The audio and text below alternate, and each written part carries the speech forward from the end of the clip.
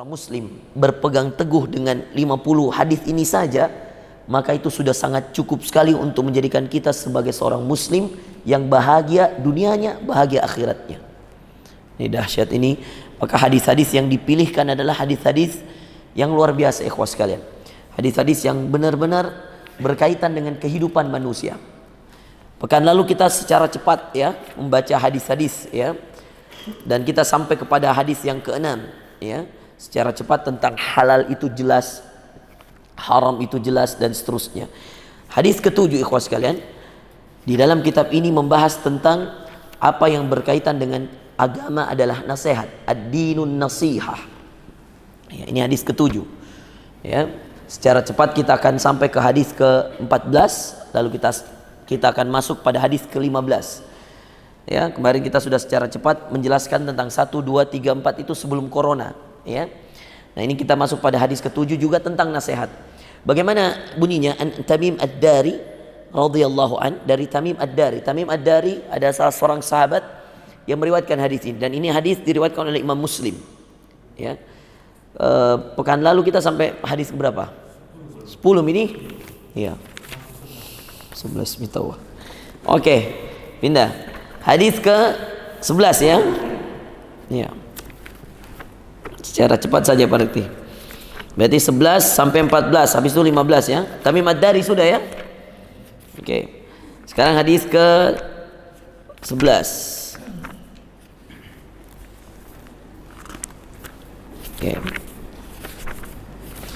Oke, hadis ke-11 ikhwas kalian.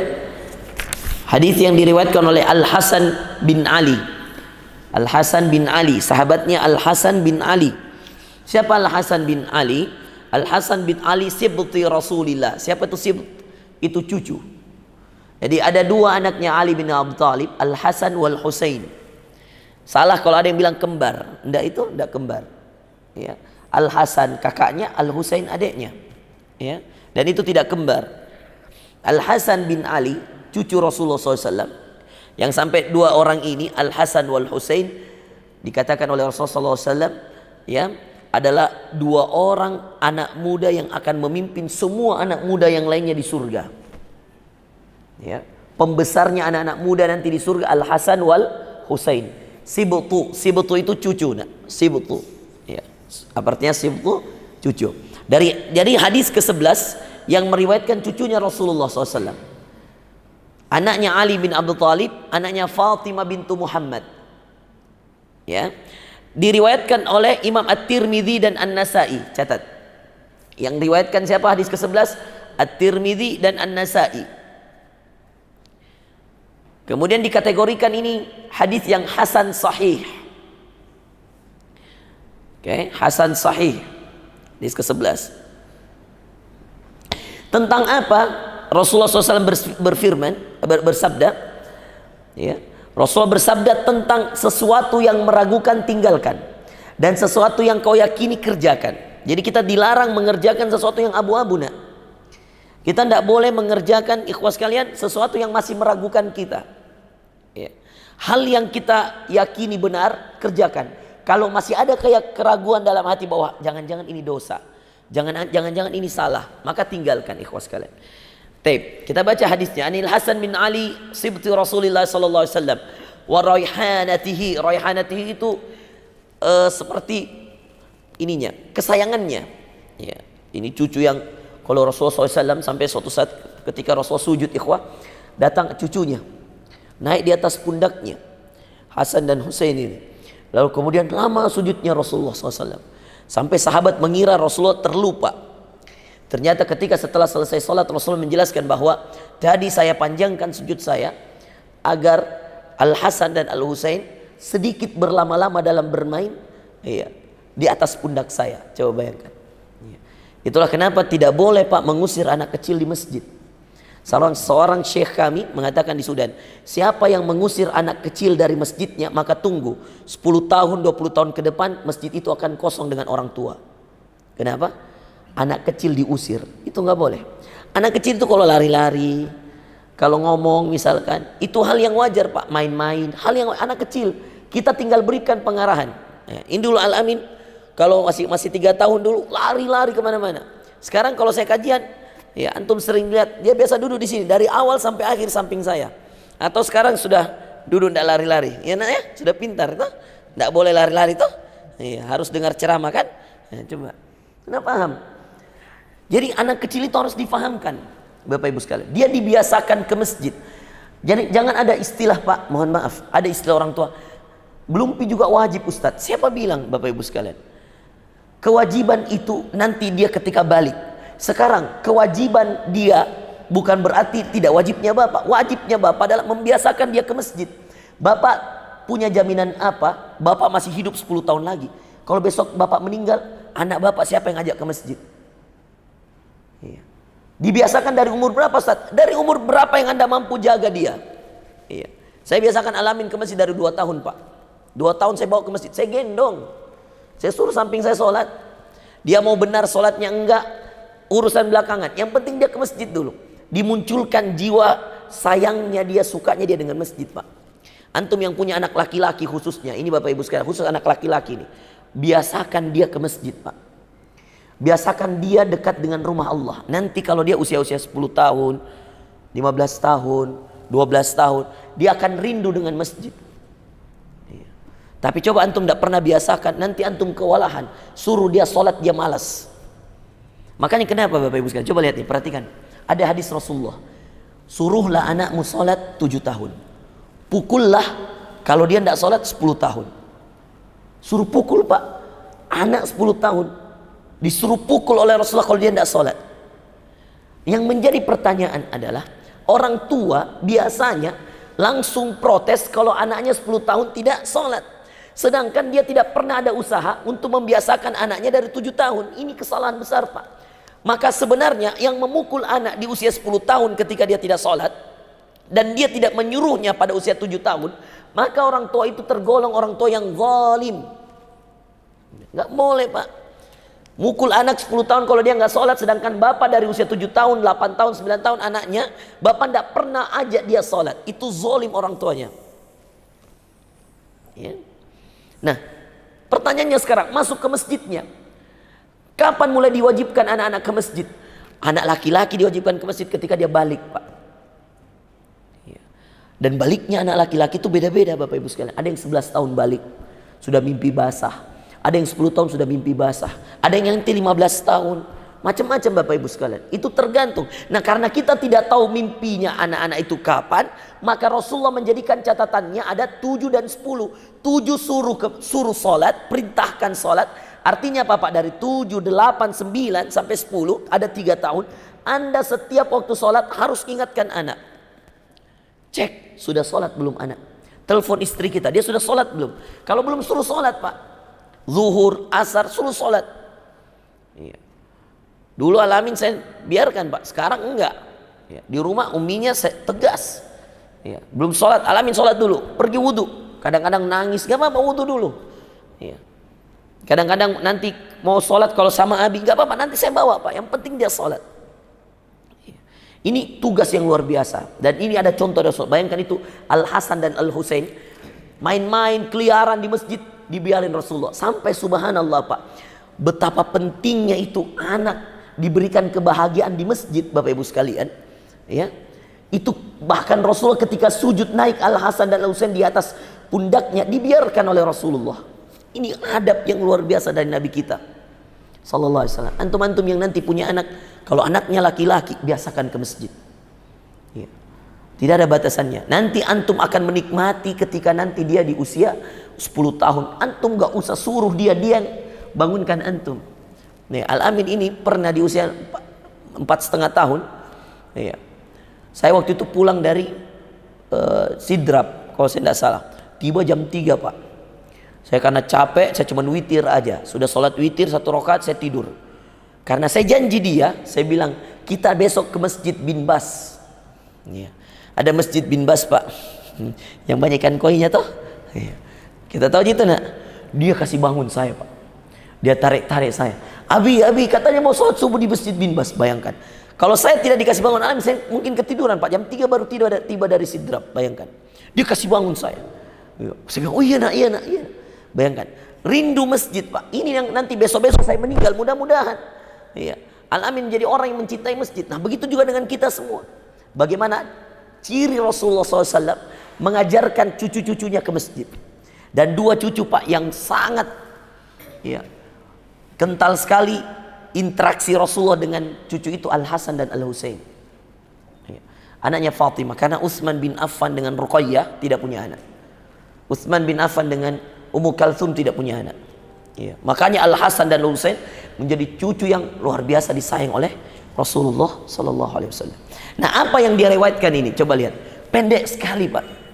Tapi nasihatnya luar biasa. Apa dia bilang Al-Hasan? Dia katakan, hafidtu min Rasulillah. Saya pernah hafal. Rasulullah bilang begini. Lihat. Ini cucunya ini, anak kecil. Dia bilang, saya pernah hafal. Rasulullah pernah bilang begini. Apa? Da' ma yuribuka ila ma la yuribuk. So mengatakan, nak, tinggalkan yang meragukanmu dan kerjakan yang tidak meragukanmu. Ini hadis sederhana Pak. Kelihatannya simple. Tinggalkan yang meragukan dan kerjakan yang tidak meragukanmu. Meragukan apa? Kalau ada sedikit perasaan Pak, bahwa ada dosa di situ, ada kesalahan, ada maksiat, maka disuruh kita untuk tinggalkan. Ini hadis yang ke-11. Hadis ini diriwayatkan oleh At-Tirmidzi dan An-Nasa'i. Tinggalkan yang meragukan dan kerjakan yang tidak meragukan. Contoh Bapak Ibu sekalian. Bapak Ibu, kita kadang-kadang dikasih uang oleh orang yang kita kenal, mohon maaf ini Bapak Ibu sekalian, keluarga kita. Dan keluarga kita ini kita tahu bahwa dia misalkan, taruhlah ya Pak ya, kerja di kapal. Dan kita pernah dengar dari saudara kita, tante kita, om kita, siapa saja, bahwa orang ini sering melakukan sogok menyogok di atas kapal. Ini contoh aja ya. Kemudian dia suatu ketika kasih kita uang. Ini nak uang. Kita pegang itu uang. Kita dalam hati bilang, jangan-jangan ini hasil uang sogok. Ada yang meragukan kan? Tapi di saat yang sama kita mengatakan, bukan gini. Ini ada uang bagus ini. Tapi di saat yang lain kita bilang, tapi dia kan suka menyogok. Kata tanteku dia suka menyogok. Jadi bagaimana Bapak Ibu sekalian? Uangnya diambil. Ya. Jangan belikan makanan. Jangan belikan pakaian. Ya. Belikan sesuatu yang tidak masuk dalam tubuhmu. Atau sumbangkan ke sesuatu yang sifatnya fasilitas umum. Ya. Kalau ada pembangunan jalan, pembangunan toilet, pembangunan taman, pembangunan apa saja, ikutkan uang itu. Jangan belikan makanan Bapak Ibu sekalian. Saya Pak diundang oleh bank-bank konvensional. Saya terima. Bank ini undang, bank ini undang. Tapi bukan bank syariah. Apa yang saya lakukan? Kalau ada dia kasih saya uang atau amplop atau apa, itu uang saya pisahkan. Saya kasih masuk di rekening donasi saya.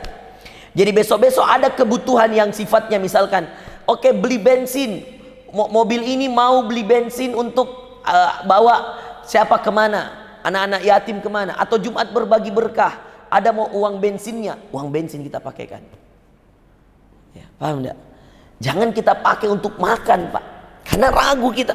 Kalau dia jadi daging, bisa nggak diterima sholat kita, padahal kita ini tidak tahu apa-apa. Tapi namanya uang haram Pak, runtutannya selalu haram itu. Nggak mungkin ada celahnya dia jadi halal. Nggak mungkin Pak. Hasil sogok, uang korupsi, hasil riba, jangan terima Pak. Saya salut Pak sama Ustadz Dasat. Dia pernah cerita, ada tabungannya 2M lebih. Tidak pernah saya pakai Ustadz. Saya bilang, uang apa itu Ustadz?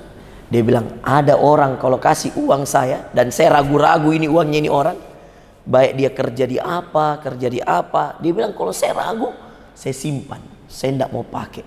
Dia simpan Pak. Ada tabungan khusus, ibaratnya kayak uang syubhat begitu.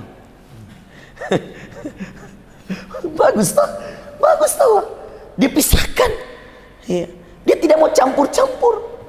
Saya bilang, wih 2M nih Ustadz. Bilang, iya saya tidak mau campur Ustadz. Nah cari nanti malaikat pencabut nyawa. Saya bilang, oh iya betul Ustadz. Masya Allah. Saya bilang luar biasa. Ya, uang sebanyak itu tidak tergoda imannya untuk pakai yang lain-lain. Padahal uang banyak ini kan. Ya akhi, ya. Subhanallah. Ya. Tapi di situ diuji keimanan. Ya. Nah, saya kalau lihat yang undang-undang saya, ini orangnya perlu yang diamankan uangnya. Tidak boleh langsung masuk ke rekening pribadi ini. Biasa saya langsung terima, saya simpankan ke yang lain. Saya pernah bank-bank konvensional kalau undang. Begini Pak, masalahnya kalau kami tolak, mereka punya hak untuk dapat ceramah Pak. Ya. Bukan mau mereka kodong. Iya. Kalau saya terima bank-bank konvensional, siapa yang mau ceramahi mereka? Mereka undang saya, terus saya bilang, oh mohon maaf Pak. Iya. Itu ada satu bank konvensional ya. Oh besar kayak BUMN. Salah satu bank terbesar di Indonesia. Minta baik-baik itu kodong. Menelpon. Dia bilang, Ustadz tidak apa-apa Ji, saya undang Ki. Saya bilang, di mana? Di bangku Ustadz, saya ada pengajianku kodong Ustadz, minta tolong. Ramadan kemarin.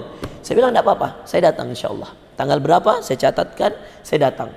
Ketika dia kalau saya kasih amplop saya amankan itu amplop, uang-uangnya semua saya amankan untuk tabungan rekening donasi saya. Iya. Saya datang. Iya. Tapi kita berikan dia kajian. Dan saya juga kajiannya Pak, tidak mungkin saya langsung bahas ayat riba. Weh. Baru kita diundang sekali langsung bahas ayat riba. Ya, saya bahas tentang sholat, saya bahas tentang ngaji. Saya bilang kalau ngaji coba baca-baca terjemahnya supaya dapat hikmah. Ya, itu dulu Pak, pelan-pelan. Dakwahi manusia itu nggak bisa Pak, langsung nggak bisa. Kita hidup di zaman kita harus mengedepankan husnudzon kita. Bisa jadi banyak orang sudah mau keluar, cuman belum ada pekerjaan gantinya. Kita mau apa? Kita juga tidak bisa memberikan pekerjaan ganti. Coba, paham enggak? Nggak boleh kita terlalu ekstrim dalam memvonis seseorang, Bapak Ibu sekalian. Kedepankan husnudzon.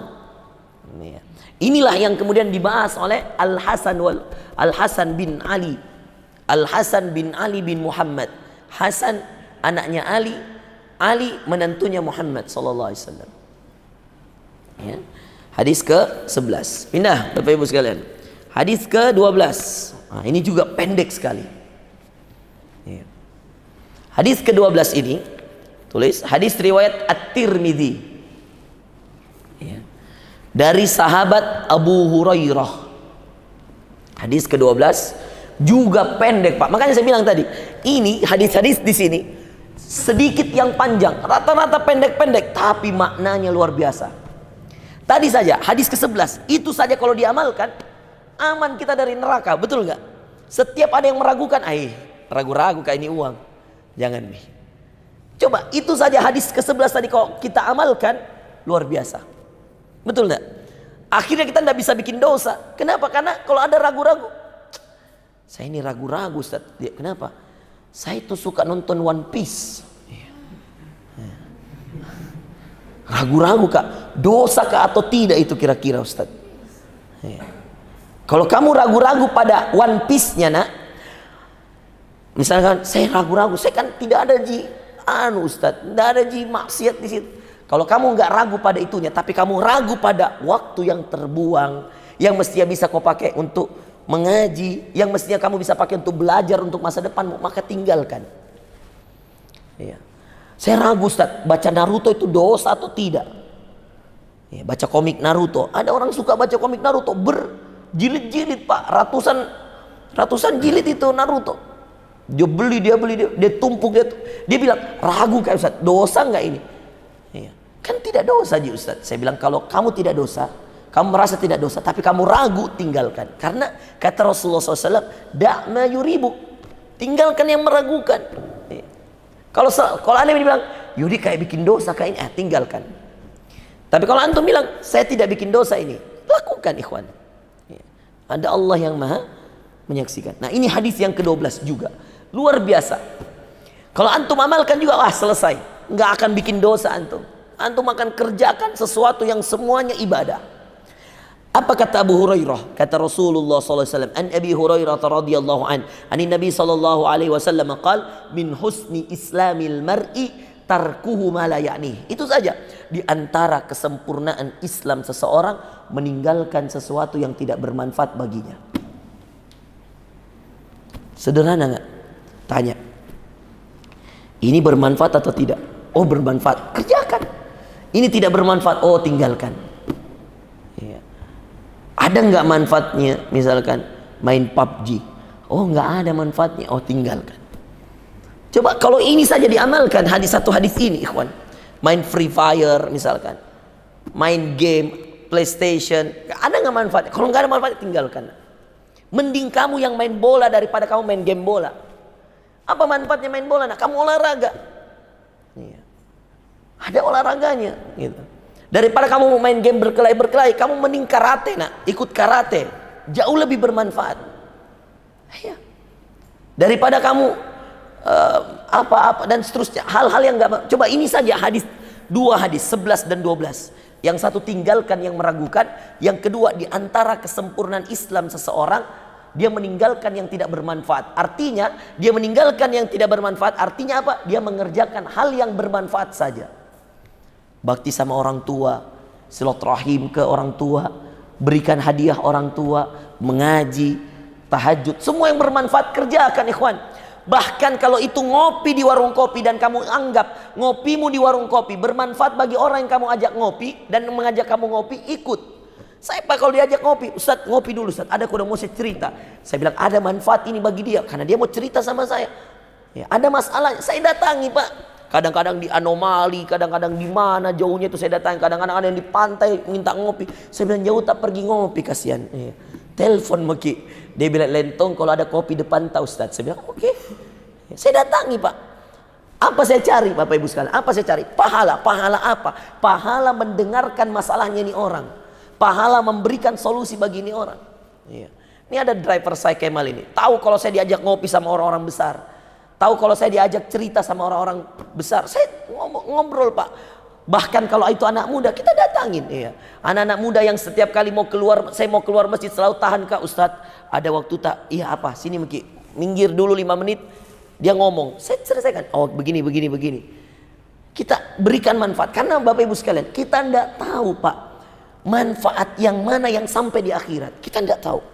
Kadang-kadang kita merasa amalan itu kecil, tapi besar di sisi Allah. Dan kadang-kadang kita merasa amalan tak sudah besar, tapi kecil di sisi Allah. Makanya kata para ulama, jangan tinggalkan satu kebaikan pun meskipun sebesar biji zarrah. Kerjakan. Kalau kamu mampu kerjakan, kenapa tidak? Bisa jadi yang biji zarrah itu yang akan menarikmu ke surga. Ini kata Rasulullah sallallahu alaihi wasallam. Makanya hadis ke-12 coba lihat. Dalam hadis kitab ini luar biasa. Di antara kesempurnaan Islam seseorang meninggalkan yang tidak bermanfaat baginya. Selesai. Itu saja kata Rasulullah. Itulah kelebihannya Rasulullah ya. Perkataannya pendek-pendek tapi penuh makna. Masya Allah. Lanjut ikhwas sekalian. Hadis ke-13. Itu tadi dari Abu Hurairah ya. Riwayat At-Tirmidzi. Hadis ke-13. Ini juga lebih pendek lagi. Antum tahu? Hadis yang ke-13 dari Anas bin Malik. Masih ingat Anas bin Malik itu periwayat keberapa? Nomor berapa? Nomor 3. Setelah siapa? Abu Hurairah, Abdullah bin Umar, Anas bin Malik, Aisyah, Abdullah bin Abbas, kemudian siapa lagi? Jabir bin Abdullah, kemudian yang terakhir Abu Sa'id Al-Khudri. Ya, Anas bin Malik nomor 3 ikhwan. Lihat ini, lebih pendek lagi. An Anas bin Malik radhiyallahu anhu Nabi sallallahu alaihi wasallam, la yuhibbu ahadukum hatta yuhibba li akhihi ma yuhibbu li nafsihi. Tidak beriman di antara kalian. Ya. Kata Rasulullah SAW, ini hadis Bukhari Muslim. Hadisnya Bukhari Muslim. Apa isi hadisnya Ustaz? Pendek. Apa pendeknya Ustaz? Tidak beriman di antara kalian yang belum mencintai saudaranya seperti dia mencintai dirinya. Makan beda martabak toh, ada orang begitu, maka martabak. Nah makan dulu isinya, baru pinggirnya nak kasih orang. Tapi kita pinggirnya, paham nggak? Dia makan enak-enaknya, baru dia kasih orang. Nggak bisa begitu. Agama kita mengajarkan di antara iman, kamu suka apa yang kau makan, dia makan orang. Kamu suka apa yang kamu minum, dia minum orang. Ya. Maka biasakan ikhwan. Biasakan dalam agama kita, ya, anak-anak santri ini, santri-santri saya, tidak boleh pelit nak. Ya. Apa yang kita makan, nak, itu kita kasih saudara kita, teman-teman kita. Itu yang membuat kita sempurna iman kita, sempurna kita punya keislaman. Kata Rasulullah SAW, tidak beriman di antara kalian yang belum mencintai saudaranya seperti dia mencintai dirinya. Jadi kalau kita suka dengan pakaian bagus, kasihlah orang pakaian bagus. Jangan pakaian sudah robek-robek baru kasih orang, jangan, nak. Jangan sepatu sudah robek-robek baru kasih orang, jangan. Masih bagus kasih. Jangan tunggu jelek baru untuk orang lain dan tunggu bagus untuk kita, jangan, nak. Ya. Coba ikhwan, biasakan hidup begini. Ini iman. Wallahi yang bisa melakukan hanya orang beriman. Kapan dia melakukan itu, itulah orang beriman. Dia berikan, bahkan ikhwan, yang diantara paling dahsyat sedekah, ketika orang itu butuh, dia dahulukan saudaranya. Itulah Abu Bakar As-Siddiq. Dia butuh, ikhwan, tapi dia kasih semua hartanya untuk Rasulullah. Ditanya sama Rasulullah, "Madza tarakta li ahlik?" Apa yang kau tinggalkan untuk keluargamu? Sederhana jawabannya Abu Bakar, "Taraktuhumullaha wa rasulah." Saya tinggalkan Allah dan Rasulnya. Cukup. Semua harta, ikhwan, semua. Gak ada bilang setengah, semua Abu Bakar. Makanya luar biasa juga kemuliaannya. Sampai Rasul mengatakan, seandainya kau timbang imannya Abu Bakar di satu timbangan, dan kamu timbang imannya seluruh penghuni bumi di timbangan yang lain, masih lebih berat timbangannya Abu Bakar. Itu karena apa? Dia betul-betul cintai semua saudaranya seperti dia cintai dirinya. Nah, itu biasa orang kalau ada tamu datang ke rumahnya, tidak semua makanan enaknya nak kasih keluar. Udah pilih-pilih. Enak ini, nyamuk ini dulu. Saya punya nenek, kasihan, turun sama saya punya ibu, rahimahullah wa hafizahullah. Mudah-mudahan Allah jaga mama saya, dan mudah-mudahan nenek saya juga Allah jaga di kuburnya, insyaallah. Saya punya nenek itu turun di ibu saya, dan ini banyak, ini mahasiswanya ibu saya, ini driver saya sering ke mama saya, banyak yang kenal mama saya di sini. Itu saya punya mama, subhanallah. Di antara amalannya yang bikin saya malu kadang-kadang, kalau ada tamu, biar driver saya, biar anggota saya, pokoknya biar siapa yang kemudian dianggap tamunya, itu dia kasih keluar semua isi kulkas. Bahkan pernah itu saya tegur mama, "Mak, dari Bogor ini, Mak, saya bawakan kue bolu Bogor ini." Jam ini dikasih, Mak, itu mau yang dikasih. Aja nak. Ada orang kasih nak. Dia kasih keluar semua. Itu amalan yang luar biasa. Semua isi kulkas, biar baru dia angkat sendiri mama saya. Itu Kemal siapa kalau datang itu, diangkat, makan. Pokoknya dipaksa makan sama mama saya. Itu amalan yang masya Allah. Saya terharu melihat ibu saya itu, luar biasa amalannya. Kalau masalah dibilang memuliakan tamunya, Allahu Akbar.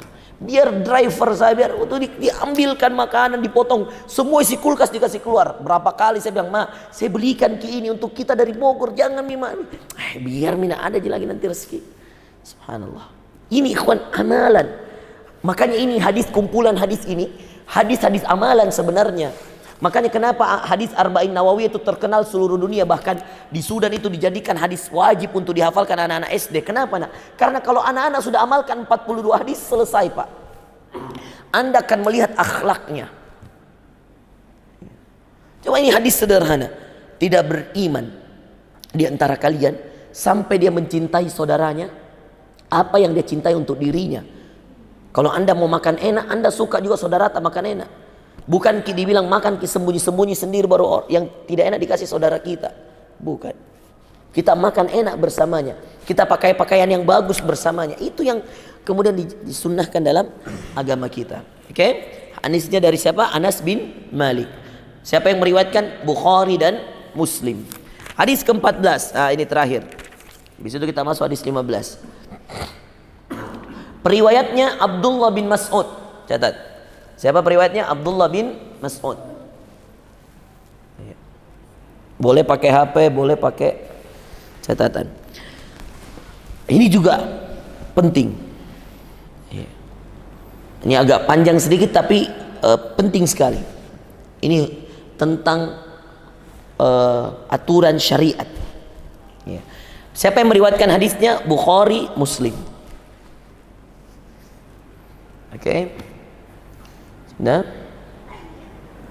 Bukhari, Muslim. Apa hadisnya? Perhatikan, apa hadisnya?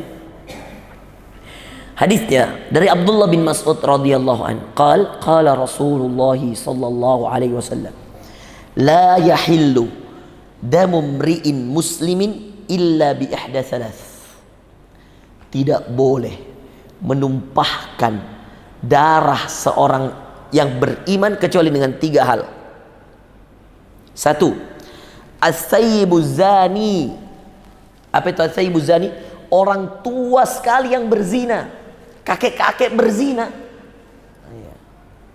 Tapi jangan dibunuh di sekarang, nak. Nggak boleh. Di zaman Rasulullah dibunuh. Kalau sekarang kan ada hukum negara, nak. Tapi ini menunjukkan apa, Pak? Dihalalkan darahnya itu kalau ada kakek-kakek pergi berzina. Dalam agama syariat, ini hadis Bukhari Muslim loh ya. Rawahul Bukhari wa Muslim. Kalau ada kakek-kakek tua dan dia masih berzina, padahal dia sudah tua, ini sudah lemas semua badan dan masih melakukan dosa itu, maka kata Rasulullah halal dibunuh. Cuman karena kita berada di negara Indonesia, negara hukum, maka ada polisi, laporkan. Ya, kan kena pasal itu. Ya. Yang kedua, wan nafsu bin nafsi. Orang membunuh orang dengan sengaja, maka orang yang membunuh secara sengaja boleh dibunuh. Itu dalam agama begitu. Tapi kalau dalam hukum kita bernegara di Indonesia nggak boleh, nak. Ya. Jadi kalau zaman Rasulullah ada orang tiba-tiba bunuh orang, maka orang yang membunuh ini dibunuh, boleh, halal darahnya. Cuman 3 ya, kakek-kakek berzina, orang yang membunuh orang boleh dibunuh, dan yang ketiga kata Rasulullah, wattariku lidinihi al-mufariqu lil jamaah. Tariku lidinihi, Pak, orang murtad. Dan dia setelah dia murtad, dia sebarkan agama lain, itu dibunuh. Makanya dalam agama kita sebenarnya orang murtad itu dibunuh, pindah agama ke agama lain, apalagi sampai menyebarkan agama itu dibunuh. Tapi kan kita bernegara, Pak, negara Indonesia. Nggak bisa kita menegakkan hukum ini karena bukan kita yang memegang. Ya, tapi ini jadi ilmu bahwa zaman Rasulullah 3 orang yang halal darahnya, kakek berzina, orang yang membunuh orang lain tidak ada salahnya, ini boleh dibunuh. Yang ketiga, orang yang meninggalkan agamanya, dia sudah masuk Islam terus dia keluar lagi, nah ini nggak boleh. Ya, banyak fenomena artis-artis, Pak, masuk keluar agama, itu nggak boleh. Ya. Dia mau masuk Islam karena ya mungkin pencitraan atau apa, terus dia keluar lagi, dia masuk, nggak boleh. Ini yang begini-begini nggak boleh. Kalau dalam agama itu dibunuh. Tapi ya kita hukum bernegara, ya kita tidak melakukan itu. Ini hadis Bukhari dan Muslim. Jadi ada 3 hal yang dibolehkan dalam agama ya, untuk menumpahkan darah. Artinya tidak boleh selain ini ya. Entah karena ada kakek-kakek berzina, entah karena ada orang membunuh orang lain tanpa alasan yang jelas, atau entah karena ada orang yang murtad dari agamanya dan ya, setelah dia murtad dari agamanya dia menyebarkan agama lain. Baik, kita masuk ikhwah sekalian, hadis yang ke-15. Nah, ini kita dengan penjelasan sedikit ya. Ya, so kita sudah masuk adzan Isya. Hadis yang ke-15. Qala Rasulullah sallallahu alaihi wasallam. Dari siapa? Abu Hurairah. Catat, siapa periwayatnya? Abu Hurairah. Siapa lagi nama asli itu Abu Hurairah? Abdurrahman. Siapa nama bapaknya? Sakhar. Abdurrahman bin Sakhar Ad-Dausi. Ad-Dausi itu karena dia dari Yaman. Ad-Daus, kota Daus itu di Yaman. Dari Abu Hurairah radhiyallahu an, dari Rasulullah sallallahu alaihi wasallam, qal man kana yu'minu billahi wal yawmil akhir falyakul khairan aw liyasmut. وَمَنْ كَانَ يُؤْمِنُ بِاللَّهِ وَالْيَوْمِ الْآخِرِ فَلْيُكْرِمْ جَارَهُ وَمَنْ كَانَ يُؤْمِنُ بِاللَّهِ وَالْيَوْمِ الْآخِرِ فَلْيُكْرِمْ ضَيْفَهُ Rawahul Bukhari wa Muslim. 3 amalan sangat dicintai Allah, dan ini menjadi bukti keimanan orang kepada Allah dan hari akhirat. 1, man kana yu'minu billahi wal yaumil akhir. Siapa yang beriman pada Allah dan hari akhirat, falyakul khairan aw liyasmut, hendaklah dia berkata baik atau dia diam. Berkata baik, tidak boleh bicara kotor, Bapak Ibu sekalian. Tidak boleh bicara sesuatu yang na'udzubillah ada dosa. Ya, nggak boleh sembarang bicara. Ya. Khairan aw liyasmut, atau dia diam. Yang kedua, man kana yu'minu billahi wal yaumil akhir falyukrim jarah. Siapa yang beriman pada Allah dan hari akhirat, muliakan tetangga. Oh, ini juga dahsyat. Ya. Coba kapan Pak ingat terakhir kita bawakan pisang goreng tetangga tak? Kapan kita bawakan sarabak terakhir? Coba diingat-ingat. Kalau lama sekali nih Pak, besok bikinkan sesuatu, mampirkan ke tetangga. Wallahi itu tanda iman pada Allah dan hari akhirat. Besar pahalanya Pak. Ini hadis Bukhari Muslim. Coba ingat. Kapan? Yang ketiga, man kana yu'minu billahi wal yaumil akhir falyukrim dhaifah. Siapa yang beriman pada Allah dan hari akhirat, dia muliakan tamunya. Ya, itu tadi saya bilang, kalau ada isi kulkas kasih keluar semua Bapak Ibu sekalian. Ada di nanti itu lagi rezeki. Kadang-kadang Pak ada orang tidak diundang Pak, dia datang. Itu ujian, percaya sama saya. Beda dengan orang yang kita undang memang datang ke rumah, itu beda loh. Tamu yang diundang dengan tamu yang tidak diundang itu beda. Ketika tamu itu diundang Pak, ada kebutuhan kita sama dia. Mungkin kita akikah, mungkin kita ada hajat, kita panggil dia, kita mau minta tolong, kita siapkan. Tapi yang biasanya ujian itu berat, kalau tamu tidak diundang, tiba-tiba dia datang di rumah. Disitulah diuji keimanan. Kalau kita berikan dia yang terbaik dari apa yang kita punya, Masya Allah, kita termasuk yang beriman pada Allah dan hari akhirat. Jadi ada 3 di sini. Hadis ke-15, hadis riwayat Abu Hurairah dari Rasulullah SAW, diriwayatkan oleh Bukhari dan Muslim. Siapa yang beriman pada Allah dan hari akhirat, 1, hendaklah berkata baik atau diam. 2, barang siapa yang beriman pada Allah dan hari akhirat, hendaklah muliakan siapa dulu? Tetangga. Yang ketiga, siapa yang beriman pada Allah dan hari akhirat, hendaknya muliakan tamu. Jadi ada 2 ini Pak. Muliakan tetangga, muliakan tamu, berkata baik atau diam. Ini 3 total. Kita baca penjelasannya Syekh Ibnu Rajab Al-Hambali. Hadzal hadis kharrajahu min turfi min turqin an Abi Hurairah wa fi ba'd alfadhiha. Ini juga ada lafaz yang lain. Ini ada banyak riwayat yang menjelaskan tentang hadis ini. Fala yu'dhi jarah. Di dalam riwayat yang lain, siapa yang beriman pada Allah dan hari akhirat, jangan ganggu tetangganya. Jangan sampai tetangganya merasa risih. Jangan sampai tetangganya merasa terganggu. Jadi ini ada 2 riwayat yang berbeda. Ikhwan, ada hadis Rasulullah SAW mengatakan seperti ini juga. Demi Allah tidak beriman, demi Allah tidak beriman, demi Allah tidak beriman. 3 kali diulang. Siapa yang tinggal di suatu tempat dan tetangganya selalu merasa terganggu dengannya. Ya, ini juga hati-hati. Jadi ini tentang tetangga, ikhwan. Banyak sekali ajaran-ajaran agama, aturan-aturan agama. Contoh yang lain. Barang siapa demi Allah tidak beriman, kata Rasul, demi Allah tidak beriman, demi Allah tidak beriman, yang kenyang dan tetangganya kelaparan. Coba, kalau kenyang sedangkan tetangga kita kelaparan, sampai Rasulullah bersumpah, demi Allah tidak beriman orang itu. Wih, ngeri. Coba. Kemudian yang lain, kata Rasulullah SAW, ini juga hadis tentang tetangga. Barang siapa masakan, maka hendaknya memperbanyak kuahnya untuk tetangganya. Jadi sunnah Pak, kalau kita masak, apalagi masak besar misalkan, itu kuah yang kita masak misalkan apa, itu dari zaman Rasul disuruh perbanyak kuahnya. Ya. Kenapa? Supaya kita bisa bagi ke tetangga-tetangga yang terdekat. Ini coba tentang tetangga ini banyak sekali. Kemudian qatruya hadzal hadis dari Nabi SAW min hadis Aisyah wa Ibnu Mas'ud. Ini juga hadis diriwayatkan dari beberapa sahabat. Aisyah meriwayatkan, Ibnu Mas'ud meriwayatkan, Abdullah bin Amr meriwayatkan. Kemudian wa Ubay meriwayatkan, Abu Ayyub Al-Ansari meriwayatkan, Ibnu Abbas meriwayatkan, dan beberapa sahabat yang lain. Berarti ini hadis banyak pengulangannya. Penting ini hadis, diulang berkali-kali. Banyak sahabat yang pernah dengar dan dia omongkan.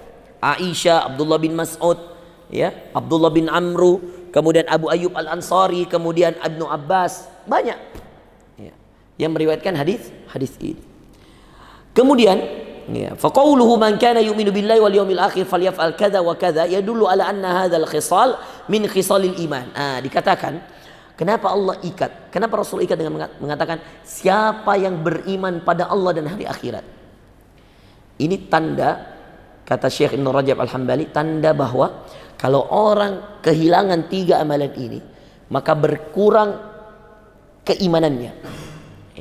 Jadi kalau antum sedang pelit-pelitnya sama tetangga, pelit-pelitnya sama tamu datang, berarti iman antum lagi lemah. Kalau iman antum lagi tinggi, antum rajin sholat, rajin tahajud, rajin sedekah, pasti antum tidak akan pernah pelit sama tetangga. Pasti antum tidak akan berhitung sama tamu. Ini dijelaskan. Dan itu betul ikhwan sekalian. Orang yang pelit sama tetangganya itu karena nggak ada imannya. Dia bilang, kalau dia makan enaknya itu dia makan. Nah, saya baru beli ini sate. Kita beli sate kan, baru kita bilang mau gak makan sate ini, baru tiba-tiba mengetok. Tetangga tak ketok. Pas kita lagi bawa sate. Yang parahnya karena pas dia mengetok itu ya, kita keluar misalkan kita ini sudah istilahnya sudah mau makan sate, tercium bau sate, langsung dia bilang apa ini, kita ndak enak nih ya. Kalau antum terpaksa kasih keluar itu sate, ndak ada imannya antum. Maksudnya iman antum sedang berkurang. Tapi kalau antum pas kau datang 10 tusuk saya beli, padahal dalam hatinya berkurang jatahku. Coba ikhwan, ini ujian keimanan. Kalau antum besok-besok diuji dengan ujian begini, ingatkan diri antum dengan hadis ini, Bukhari Muslim. Coba lihat Bukhari Muslim, ini nggak main-main. Aisyah meriwayatkan, Abdullah bin Mas'ud meriwayatkan, Abdullah bin Amru, Abu Ayyub Al-Ansari, Abdullah bin Abbas, banyaknya sahabat meriwayatkan ini hadis. Berarti ini hadis penting. Sampai kata Rasulullah, siapa yang beriman pada Allah dan hari akhirat. Berarti kebalikannya kan, barang siapa yang tidak beriman pada Allah dan hari akhirat, maka jangan muliakan tetangga, jangan muliakan tamu. Kalau kamu tidak memuliakan tamu, kalau kamu tidak muliakan tetangga, ini bahasa kasarnya. Cuman bahasa hadisnya halus. Bahasa hadisnya siapa yang beriman pada Allah dan hari akhir.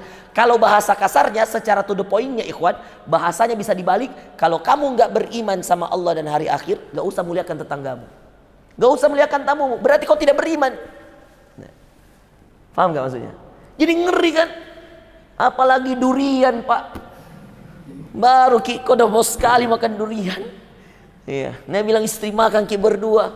Pas turun dari mobil, ada mi tetangga tadi depan. Dia bilang, kasih turun durian. Ada. Iya. Tidak kasih turun. Pas buka mobil, tercium baunya. Iya. Mending apa Pak? Kasih turun. Makan sama-sama. Raih keberkahannya. Pas dikasih keluar. Iya. Itu durian dibagi mi, dia bilang istrinya, sisakan mak setengah kak. Dia bilang jangan sayang, mudah-mudahan tidak namakan semua ji. Tapi pas namakan istri aku di dalam ruangan mi, di hijab mi begitu di ruang tamu, kemudian makan mi, tidak berhenti bilang ini tetangganya, enak betul ini durian. Apa dia bilang istrinya? Dia bilang tidak apa jatah durian hari ini. Coba ikhwan, ujian nggak ini? Ujian. Tapi disitulah iman ikhwan. Bahkan itu yang tadi saya bilang, kadang-kadang tidak diundang datang. Pas kita lagi tidak ada makanan, tidak ada yang datang. Pas lagi ada makanan, datang Pak. Siapa yang kasih datang? Dia. Antum jangan kira dia ikhwan. Allah yang gerakkan hatinya. Ini ujian, coba ini baru ini hadis saja. Kalau kita mau bahas betul-betul, jamin dulu akhi. Antum terlalu fokus bilang, saya tahajud mau setiap malam. Wallahi tidak ada gunanya tahajudmu kalau kau tidak muliakan tetanggamu. Karena tahajudmu urusanmu dengan Allah, sedangkan ini urusanmu dengan Allah dan hambanya. Coba bayangkan.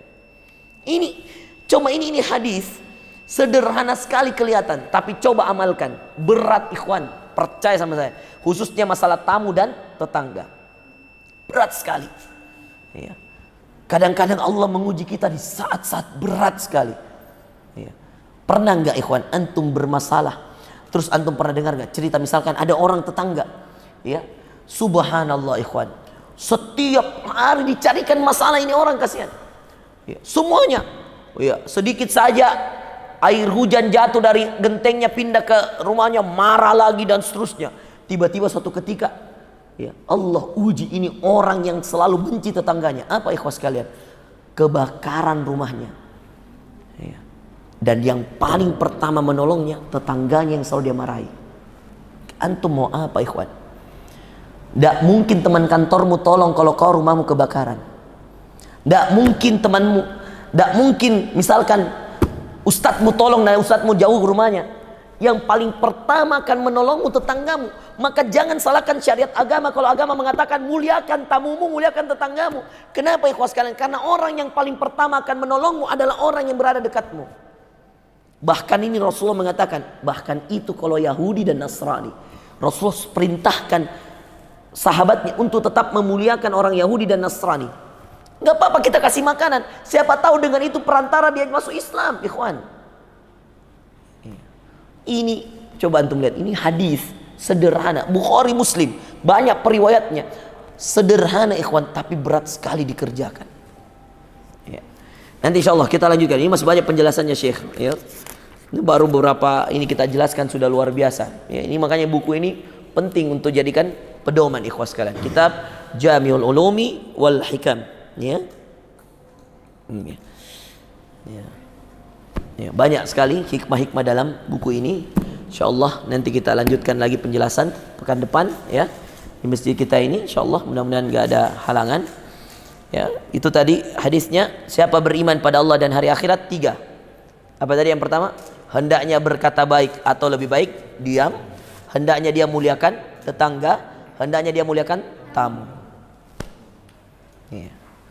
Jadi pulang kalau ada tamu tak datang, kasih keluar isi kulkas semua. Bahkan kalau masih ada telur, gorengkan telur, apalagi bikinkan. Ada blender tak bikinkan jus, ada buah, potongkan buah. Itu baru memuliakan tetangga. Dan ikhwas kalian, seperti engkau memuliakan tetanggamu, seperti itu Allah memuliakanmu. Itu dikasih rumus itu. Sebagaimana engkau melayani tamumu, sebagaimana kamu melayani tetanggamu, pasti seperti itu juga nanti pelayanan Allah kepadamu. Gak mungkin Allah, gak mungkin Rasulullah bilang begini kalau tidak ada hikmahnya. Pasti ada hikmahnya. Kita tidak tahu ya, 10 tahun lagi ini yang kita muliakan, anaknya jadi gubernur. 10 tahun lagi misalkan anaknya jadi menteri, kita tidak tahu ikhwan.